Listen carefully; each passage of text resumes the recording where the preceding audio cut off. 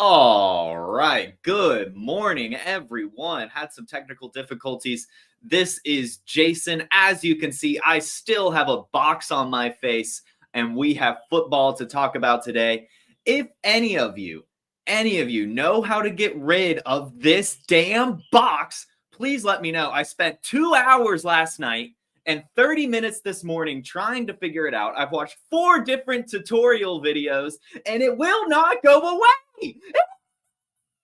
So kind of frustrating. It is what it is.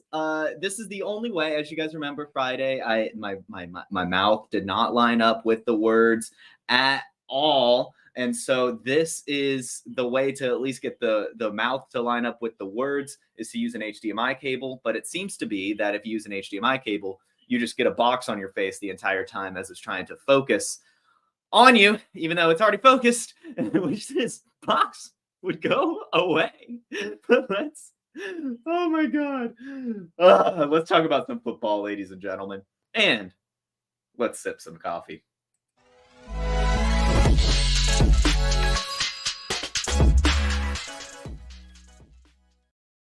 First things first, if you follow me on Twitter, you know what's about to happen. And this is a video. Blitz here. This is TJ Watt scoring his very first career touchdown off of a scoop and score. It was magnificent. Why was it magnificent, Jason? Well, if any of you do not know, I am an IDP enthusiast. And if you know me as well, I have TJ Watt on one of my favorite teams, my home league with the IDPs.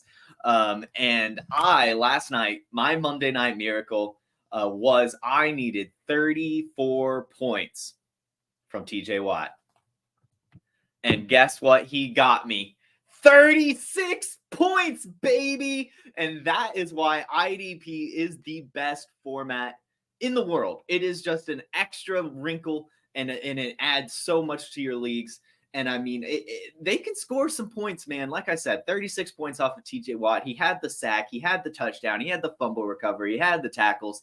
And man, was it exhilarating watching those points come in Monday, watching me gain on my opponent, point after point after point. And then TJ Watt scores that touchdown, and I won, baby. So let's go. Monday Night Miracles. Not many better feelings in the world. So let's go TJ Watt. And I encourage you all. I encourage you all to sign up for some IDP leagues, because I'm telling you, the fun is unmatched. Unfun news. The opposite of fun news here is that Nick Chubb is expected to miss the entire season after basically destroying his knee. This is probably the worst news that can come out, and it genuinely does suck.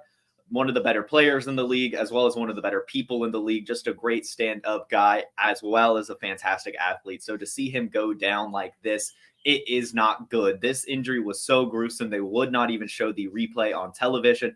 I've gone and watched the slow-mo. I wish I didn't. It sucks. It really, really sucks. So one thing to note about this is that it is the same knee that he had reconstructed back at UGA. So he's already had an issue with this knee. Sorry, my bunny's getting into a box back there. I don't know if you guys heard that. That was wild.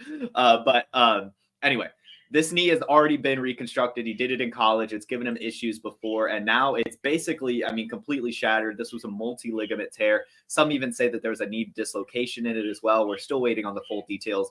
But basically, this is as bad as it can get for a knee injury. So, and it can't happen to really a worse player. I mean, the awful situation. We'll talk a little bit more about what to do at the back of the show as we talk about waivers. But I would say, honestly, I'm curious to see. I'm definitely curious to see like how we can bounce back and everything, because like I said, this is already a destroyed knee that he had reconstructed. It's the same exact knee. He's already up. I mean, not super old, but you know how it is. You know how it is for running backs. So anyway, but we're not even going to speculate. We're going to move on to the next injury that happened last night. And that was Jamal Williams. Where is he? Where's that over? Here it is. Jamal Williams, load. There it is. Jamal Williams, a nice little overlay for you guys. This is another injury that happened. No. Oh, my God. I swear to God. Now the bunny's chewing on my Ethernet cable. This is not a good morning, ladies and gentlemen. This is not a good morning. Oh, my God. And now my camera unplugged. Awesome. Awesome. We love technology. We love technology here on the Wake and Take. Give me 1 second. Sorry, Instagram audience. This is the problem of...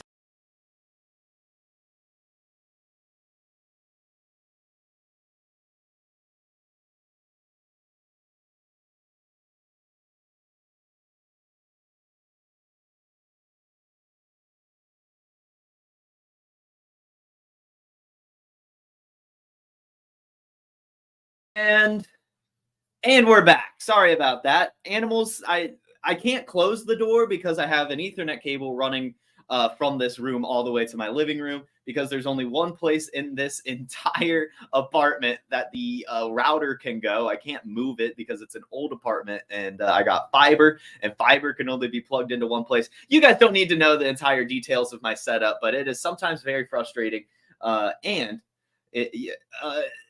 it sucks when the bunny comes in and chews on everything. I already broken 2 webcams, and now my Ethernet cable, and now I unplugged my camera. What's going on? What's going on this morning? My God. Anyway, let's go back to some football. Jamal Williams picked up a hamstring injury. It was Tony Jones who came in. The bad news with this is that it is a hamstring injury, and those tend to linger. And Kamara is coming back in 2 weeks. So he's got one more game to serve on a suspension, and then he'll be right back. So the Jamal Williams train, I would argue, is done. He might score some touchdowns or whatever, but I mean, he was already not getting you fantasy points, getting a 90% plus opportunity share.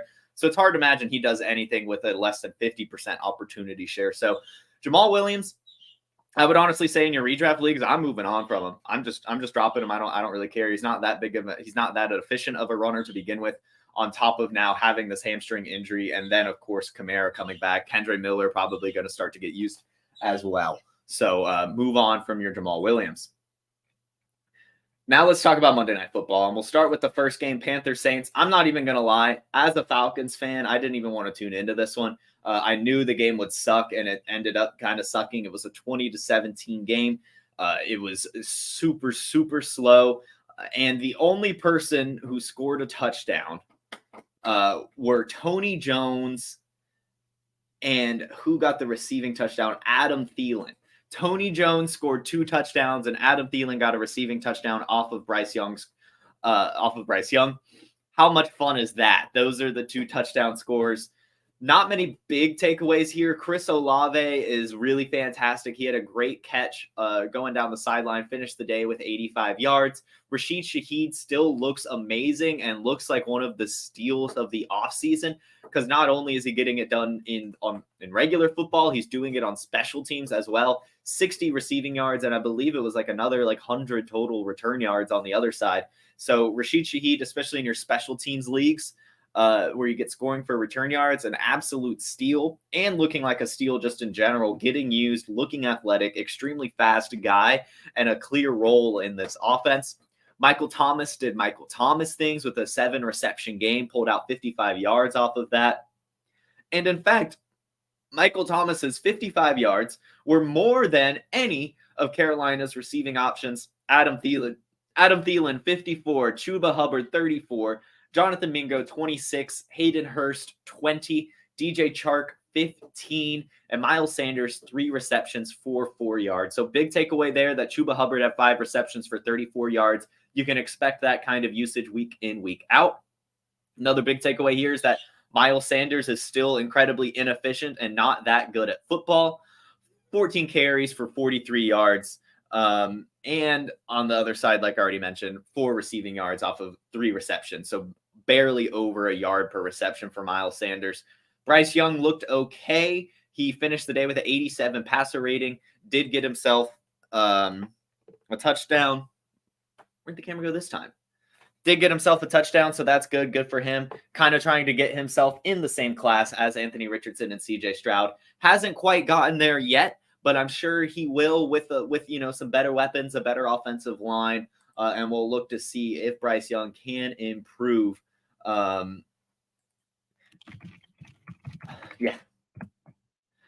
We'll have to see how it'll improve. I don't know what happened to my camera yet again. This is very, very frustrating, guys. I'm very sorry that you have to sit through this. Give me one more second.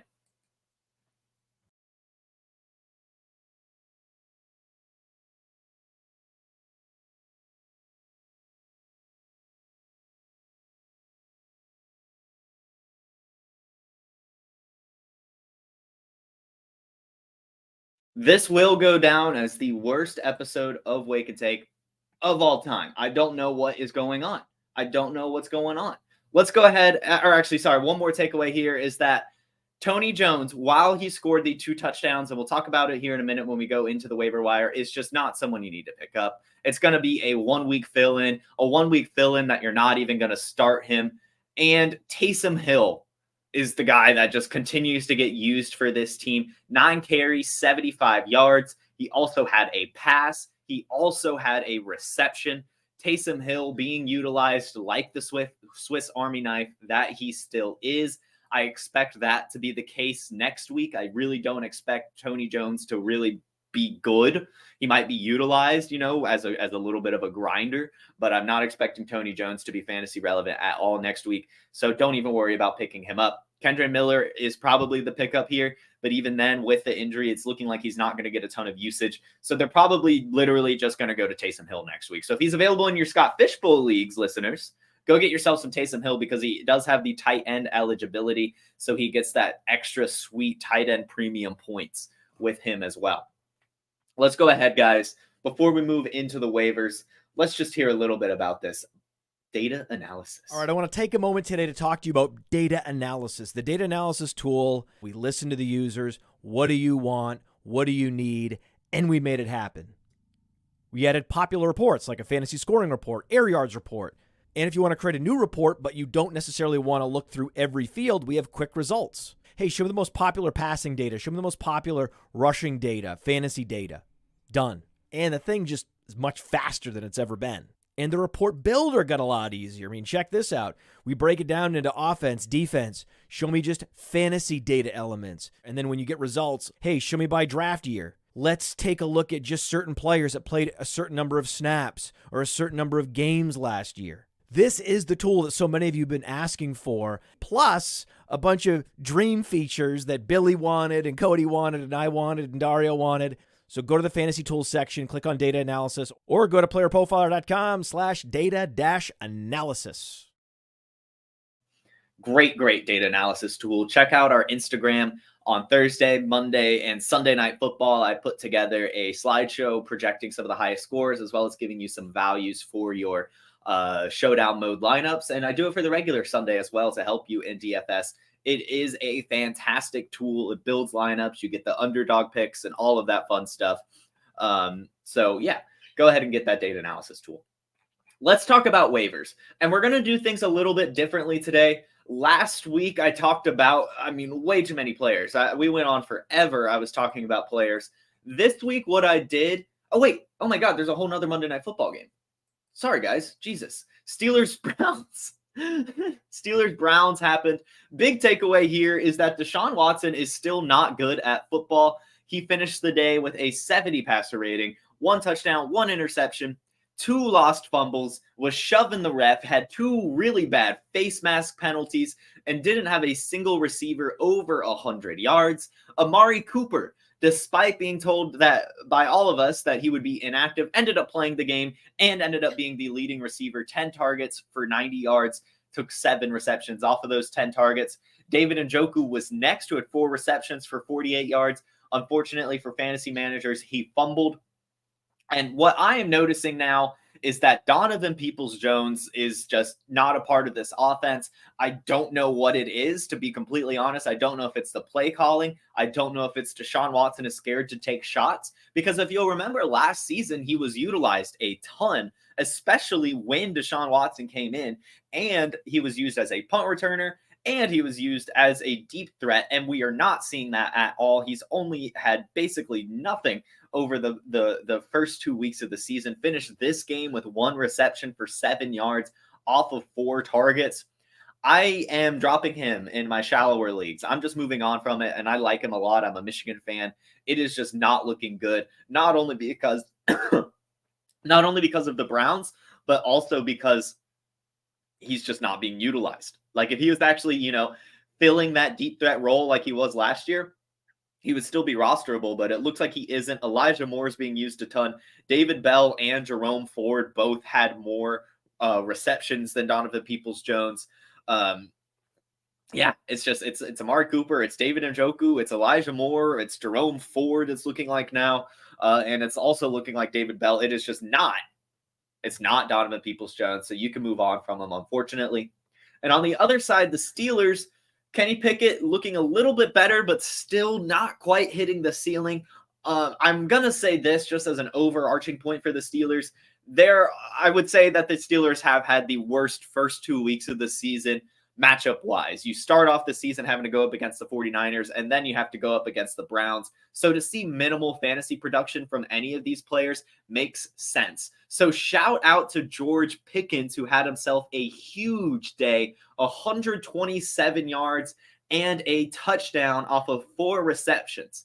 I'm going to put an asterisk here, though, and as you guys know, I'm the biggest George Pickens guy in the world.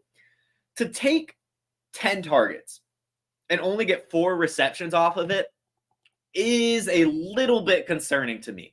Luckily for him, those 4 receptions he took for 127 yards, 70 of it coming off of 1 catch. No, it wasn't a fantastic George Pickens catch. It was actually just an over-the-middle grab that he took to the house with his speed, which was really, really good to see. No crazy contested catches in this game or anything. Like I said, he didn't even catch 50% of his targets. So that to me is a little bit of a concern. I think if you can sell high on him, I'm doing it. I'm looking at it. I'm putting him on the block and seeing what I can get. I've seen Devontae Adams offers and stuff for George Pickens, so it's very, very interesting. However, though, he's not going to be going against the Browns every single week. So to see him produce this well when the quarterback isn't that good and you're going up against Denzel Ward, it's okay. It is, pretty good. So if you can sell high, I'm doing it. Otherwise, I'm holding. I'm not selling for a regular amount. And Najee Harris, I will say this. The stats weren't there. 10 carries for 43 yards, and he only had 1 reception. Jaylen Warren on the other side had 4 receptions for 66 yards, which was not good to see, considering he also had a similar amount of carries, 8 carries for 20 yards. Jaylen Warren is getting closer and closer to Najee Harris, and I don't like it. I really don't. I am a Najee Harris guy. I only roster him in 1 league, but he's an important part of my league. He's my running back, and I don't like seeing Jaylen Warren getting this kind of usage. But I will say this, Najee Harris, especially in the 3rd, 4th quarter, in the second half, after the defense was worn down a little bit, did look explosive, did look quick, had some really good runs. I remember one, he was met at the back of the line running left, stopped, broke a tackle, cut all the way over to the right, and ran for like 20 yards. That was really good to see. That was actually like back-to-back explosive runs for him. So I think against a better or a worse defense, he will do better. And so I'm not panicking yet on Najee Harris. I still think he's fine. He's just unfortunately had 2 really, really tough matchups to begin the year. Now let's talk about waivers. This is like, all right, so I'm doing things a little bit different. Like I said a little bit ago, last week I talked about basically every player that I felt like you should add, went through a bunch of different formats. This time I'm going to keep it a little bit quicker, but I'm still going to talk about a lot of players. So what I did this week is I just went through the trending additions on Yahoo, on Sleeper. I'm not really differentiating between league types. I'm just going to talk about these players and if I feel like you should pick them up or not. Starting with Brandon Johnson. For the love of God, do not pick up Brandon Johnson in even the deepest of leagues. I'm not doing it. I don't care that he scored a touchdown and had 20 points this week. You don't pick up a wide receiver 4, sometimes wide receiver 5 on a bad offense. I'm not doing it. I don't care. If he does it another week, I'll eat crow. But Brandon Johnson is the exact type of player that just needs to stay on waivers, even if they just had a big week. But let's go into quarterbacks now. CJ Stroud in single quarterback leagues. Should you be picking up CJ Stroud? And my answer is probably. However, I'm still not comfortable starting him in single quarterback leagues unless he's your only option. So if you need a quarterback, if you were the Aaron Rodgers guy, or maybe you're starting to get worried about Deshaun Watson, that's where you can get CJ Stroud. But just remember, just because he started off hot doesn't mean he won't start to get a little bit cooler. It's once the film starts getting on him and everything, yeah, it's possible that defenses figure him out a little bit more. And it's really just those yardage against the Colts did come in garbage time. I'm a huge CJ Stroud and Texans guy. I've been touting them all offseason, but still in single quarterback leagues, I think that there's a little bit of risk that hasn't been shown yet that I think will eventually show itself at some point in the season. So it might not be locked in. Am I picking him up? Yes. Am I relying him on my starter yet? Probably not, unless it's a super flex league. Gardner Minshew.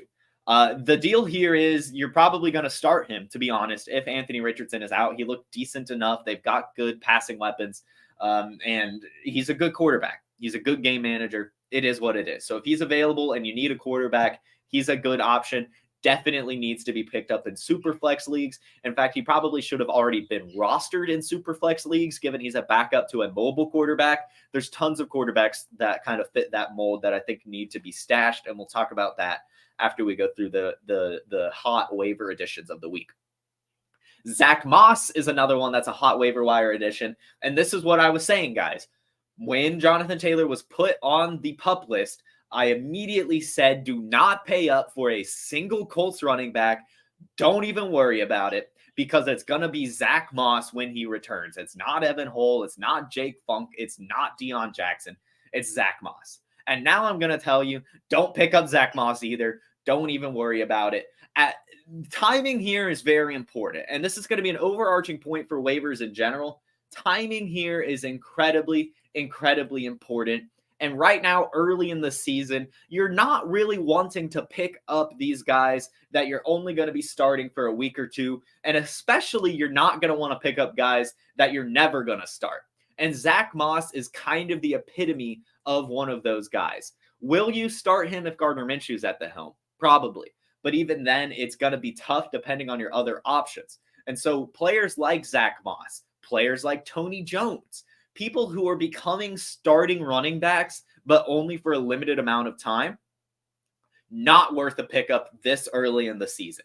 If it was the end of the year, sure, why not? You need players. There's no one to pick up right now. Go get Zach Moss and Tony Jones. But right now, after week 2, there's so many upside options and potential out there that you don't want to waste a roster spot on a player like Zach Moss or Tony Jones. You just don't want to do it. Jerome Ford, on the other hand, this is the exact opposite. The running back is going to be out for the entire season. Nick Chubb is gone.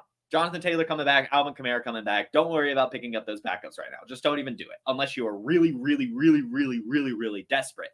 Jerome Ford, on the other hand, pick him up. Nick Chubb is out for the season, and he looked fantastic. Had 100-something rushing yards, had 25 receiving yards, scored a touchdown, will be a bell cow going forward. I will also add an addition here. Pierre Strong is a pickup. Pierre Strong is a better pickup even than Zach Moss. Pierre Strong is a better pickup than Tony Jones.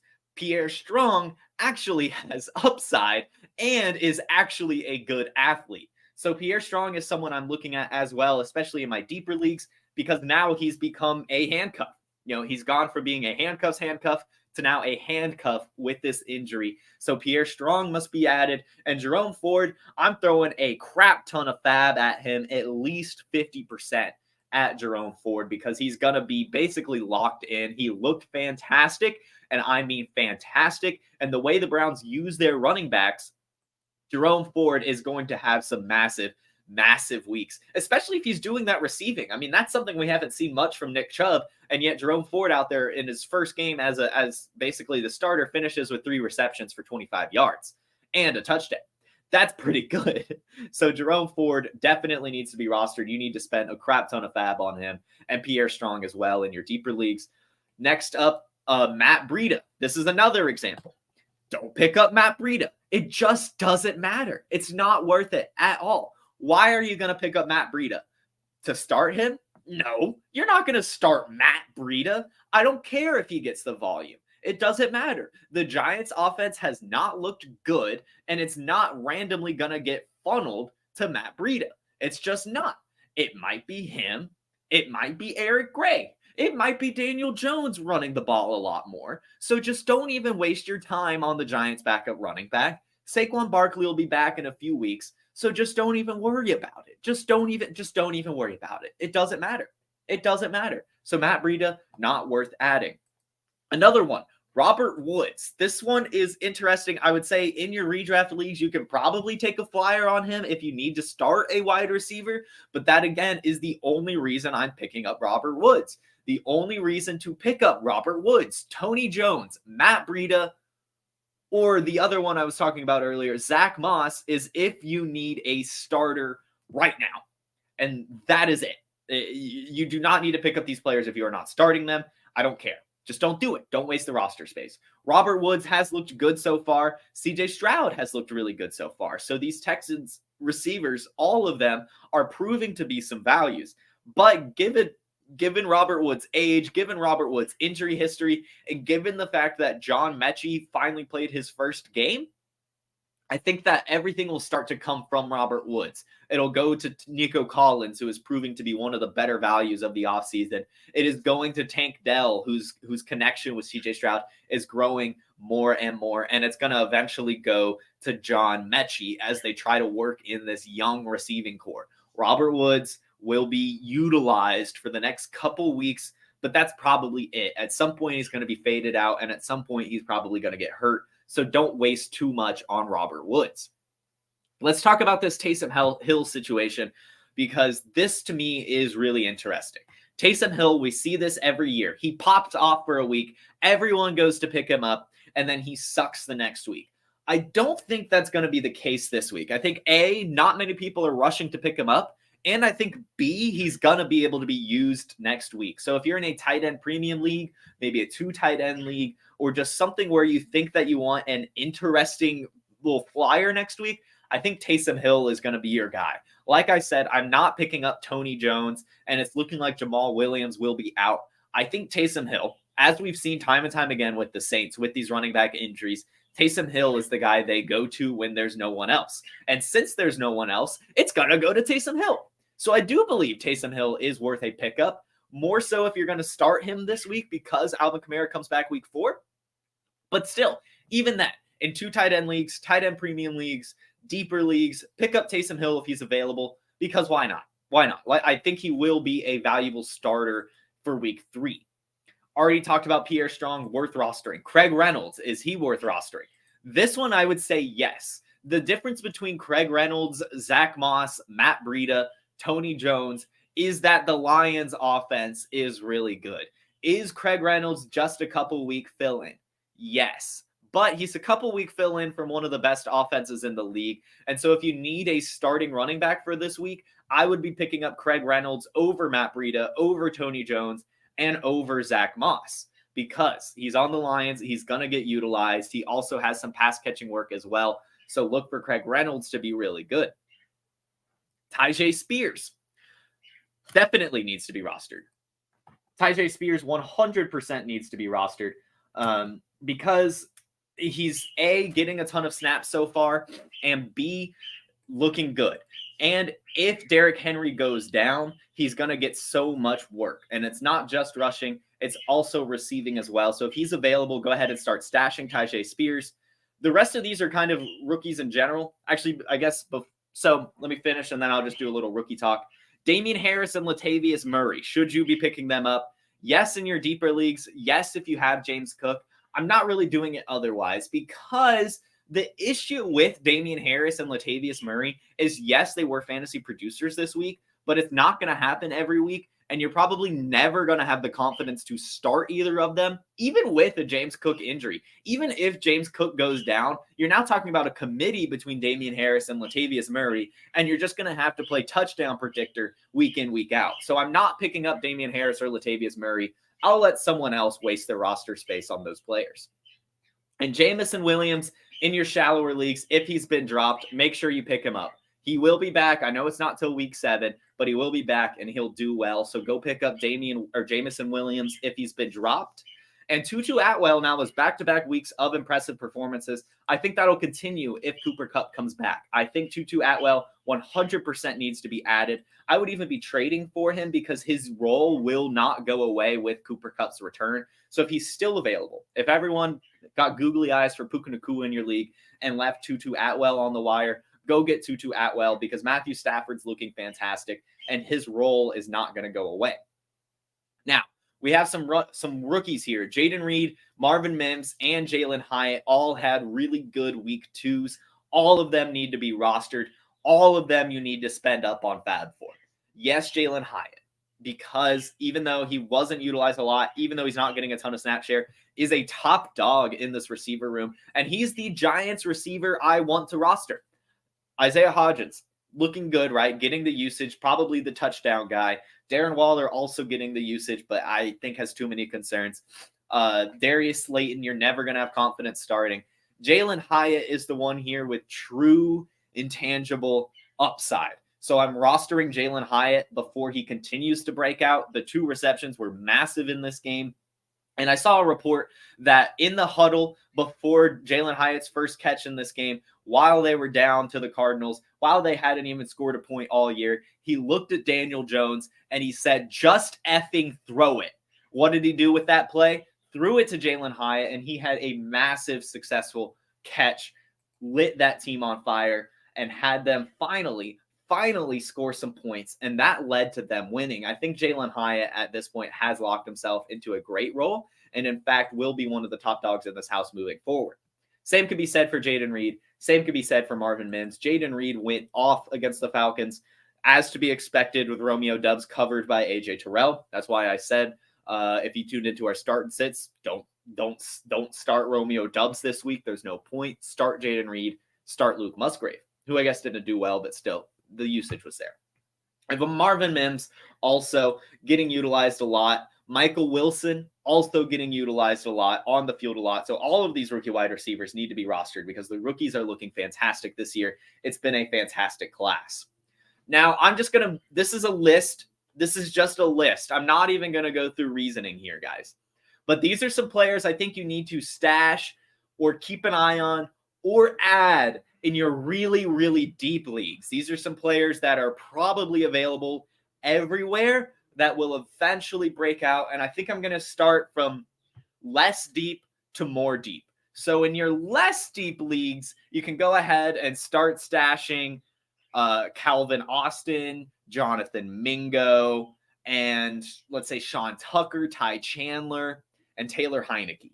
Those guys in your more shallower leagues where you have some room to stash them, go ahead and do it. In your medium level leagues, go ahead and start stashing Jarrett Stidham, Aiden O'Connell, Jaleel McLaughlin, Emmanuel Wilson, Elijah Dotson, and that's it. That's it for your medium leagues. And in your deep, deep leagues, I would say go ahead and add these guys if they're available. And also, if any of those guys are available on your deep leagues that I've already mentioned, definitely add them. But in your deep leagues, these are some players you need to keep an eye on as well. Ty Montgomery, Kavontae Turpin, Ronnie Bell, Mike Boone, Rivers, Durham Smythe, John Bates, and Cole Turner. Those are for you deeper leagues, you buffoons out there that are like me, that need to find the player that is only going to score them 2 points this week, but you're happy with 2 points because you might have got 0 from another starter. Those kinds of leagues. So those are the guys in your deeper leagues or maybe some stashes that I'm starting. One more time, I'll just go through that list. Jarrett Stidham, Aiden O'Connell, Taylor Heineke. No, I'll throw Marcus Mariota in there. Jonnu Smith, Jaleel McLaughlin, Sean Tucker, Ty Chandler, Calvin Austin, Jonathan Mingo, Emmanuel Wilson, Elijah Dotson, Ty Montgomery, Kavontae Turpin, Ronnie Bell. I'm going to throw Jalen Tolbert in there, Mike Boone, River Craycraft, Braxton Berrios, Durham Smythe, and one of these Commanders tight ends, John Bates, Cole Turner. Maybe pick them both up and see what happens after week 3. You can drop the one that isn't used. All right, guys, do we have any questions? I see a lot of comments here. One person asked, should I use all my fab on Ford? Maybe not all of it. Maybe try to save yourself like 10%, but I am totally okay if you use 80 to 90% of your fab on Jerome Ford. I am totally fine with it. Would you give Javonte Williams and Tyler Algier for Calvin Ridley? I would not. I would keep both of those players. PPR league, bench slot, Tank Dell or Joshua Kelly. This comes down to roster construction to me. If you feel you're weak at running back, Joshua Kelly. If you feel you're weak at wide receiver, Tank Dell. And in general, I would also probably say Tank Dell because he's looking really, really good. Let's see. Someone asks for some team suggestions. They have Josh Allen, Trevor Lawrence, James Conner, Christian McCaffrey, Jahmyr Gibbs. I have no team suggestions for you. Your team is stacked. I don't even know what you're asking for. You have one of the best teams I've ever seen. I will say, though, that it's a single quarterback league and you're sitting there with Josh Allen and Trevor Lawrence. So I would go ahead and try to consolidate, sell Trevor Lawrence or sell Josh Allen. Sell one of them for a skill player because you don't need both. If you're in a productive struggle rebuild, what are you selling Ford for? I would probably try to get a first from a contending team, to be honest, but I might accept a second, maybe 2 seconds. But to be completely honest with you, I think even in a productive struggle, in a rebuild, you can keep Ford. Because like I said, this injury with Nick Chubb is not a good one. It's not a good one at all. Can he be back next year? Maybe. Can he handle a workload next year? A full Nick Chubb workload next year? Probably not, man. I'm going to be honest with you. Probably not. And we already saw Jerome Ford in week 1 with healthy Nick Chubb get a ton of carries. So I think Jerome Ford is a little bit more of a dynasty asset than you're giving yourself credit for, Lefty Joe. And would you sell Amari Cooper now or keep waiting and hoping? Depends what you can get, man. Honestly, ultimately, it's just going to come down to what you can get. Would you trade Jonathan Taylor and Dalton Kincaid for Gibbs and Kmet? No, I'm holding on to Jonathan Taylor and Dalton Kincaid there. It's very, very close, but I do think Jonathan Taylor is going to be fine when he comes back. And should you sell Ford in Dynasty? No, I really don't think you should. Unless you get a really, really good return, like unless you get another starting running back, but like he looked really, really good last night against a very good Pittsburgh Steelers defense. Don't let that go away. Keep your own Ford, guys. It's not a big deal. You don't have to sell him. And I'm going to go with just one more question here. I'm going over to Instagram. Should you buy low on Joe Mixon? Yes, you should 100% buy low on Joe Mixon. He's attached to the Bengals offense. He's a true bell cow, gets a ton of usage. And unfortunately right now, the Bengals offense just isn't looking right, but I think they'll get back on track at some point. So yeah, you can buy low on Joe Mixon. All right, guys. Thank you all so much for tuning in. This has been another fun episode of The Wake and Take. I hope to see you all tomorrow. I have a very special guest joining me as we'll talk about some buys and sells following week 2, as well as some other takeaways and everything from the week. So thanks again for tuning in. You all have a fantastic Tuesday, a fantastic rest of your week, and I'll see you all tomorrow at 10 a.m. on the Player Profiler YouTube, Facebook, and Instagram. Have a good one. Peace. Hey, I want to take a moment to thank you for tuning in. It's important to me that all of our media be free. This is only possible because of you allowing a true independent sports media enterprise to thrive unlike any other in the business. So please subscribe to the All In Package to continue to make all of this possible, to ensure that all of our stats, information, data, content is available to you, especially you, the people that get the site and get the show.